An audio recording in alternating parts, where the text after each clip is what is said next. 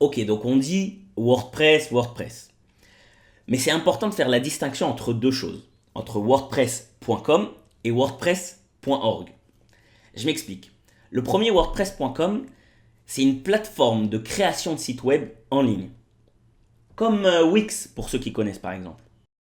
C'est-à-dire que vous allez aller sur wordpress.com, vous allez voir un gros bouton je veux créer mon site web et ensuite vous allez être redirigé d'étape en étape, choisis ton template, choisis tes couleurs, commence à créer ton contenu, vous allez faire votre site web et au final, ça sera cette plateforme qui va s'occuper d'héberger votre site web, c'est-à-dire de le mettre en ligne.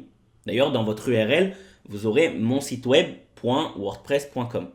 Ok, bon, il existe des options payantes pour obtenir votre propre nom de domaine, même sur wordpress.com.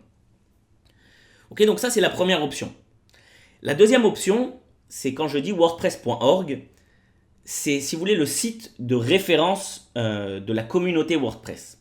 C'est là-bas par exemple que vous allez télécharger le code source de WordPress. Ok, donc quand on dit wordpress.org, c'est sous-entendu le fait que c'est à vous de vous occuper de votre site WordPress. C'est-à-dire que c'est à vous de chercher un service d'hébergement, un serveur pour héberger vos fichiers WordPress. C'est à vous d'installer WordPress sur ce service d'hébergement. Ok, donc, quand on regarde les choses comme ça, on peut se dire, première option, j'arrive sur un site, tac, tac, tac, tac, tac, tac, tac, tac, tac, tac, mon site est prêt, on s'occupe pour moi de l'héberger. La deuxième option, je dois chercher un service d'hébergement, je dois installer WordPress là-bas, je dois configurer mon WordPress. Bref, vous êtes moins pris par la main.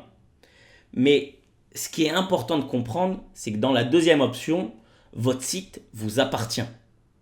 Ok? Parce que dans la première option, votre site ne vous appartient pas. Si je fais un parallèle, c'est un peu comme créer une page Facebook, par exemple.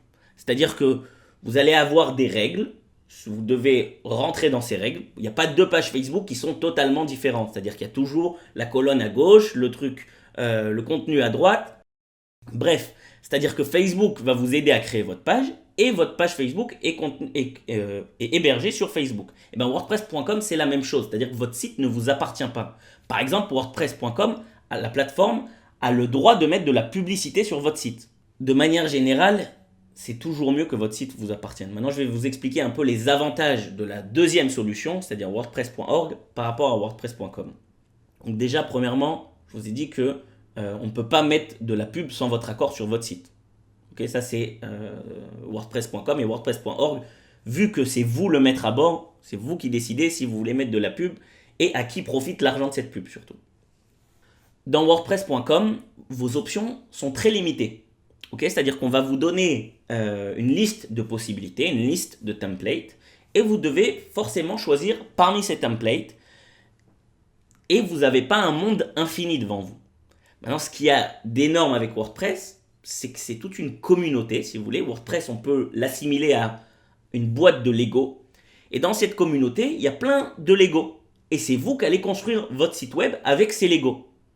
Alors, dans WordPress.com, ce n'est pas le cas. Puisque vous ne pouvez pas, par exemple, installer des plugins, des extensions.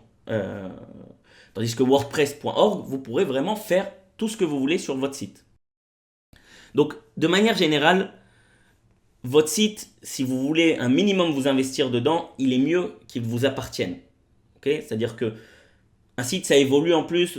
Aujourd'hui, vous avez un besoin X, demain, vous aurez un besoin Y. Vous voudrez lui rajouter des fonctionnalités, donc des Lego à rajouter sur votre site. Donc, il vaut mieux que le contrôle soit chez vous. Donc, c'est ce que je vais faire dans ce cours. Je vais vous expliquer comment on va installer WordPress sur votre service d'hébergement.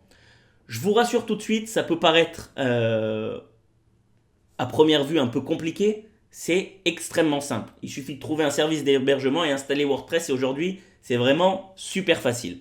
D'ailleurs, c'est ce que je vais vous montrer dans la prochaine vidéo. Comment en quelques minutes, on peut mettre un site WordPress en ligne.